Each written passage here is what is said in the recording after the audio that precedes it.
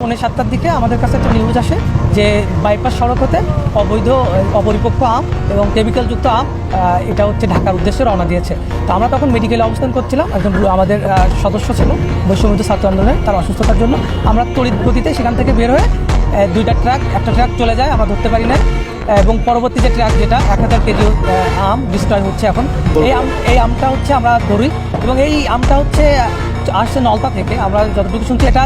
30 তারিখে এটা হারভেস্ট করছে, করার পরে এটা কেমিক্যাল দিয়ে প্রসেসিং করে তারপরে আমরা ঢাকার উদ্দেশ্যে ব্যবসায়ীরা নিয়ে যাচ্ছে। কিছু কতিপয় অসাধু ব্যবসায়ী সাতক্ষীরার আমের যে সুনাম রয়েছে বাংলাদেশব্যাপী, এই সুনামকে তারা নষ্ট করার জন্য এবং তারা অতি মুনাফা লাভের জন্য আমের যে ক্যালেন্ডার করেছে স্থানীয় প্রশাসন, সেই তারিখটাকে তারা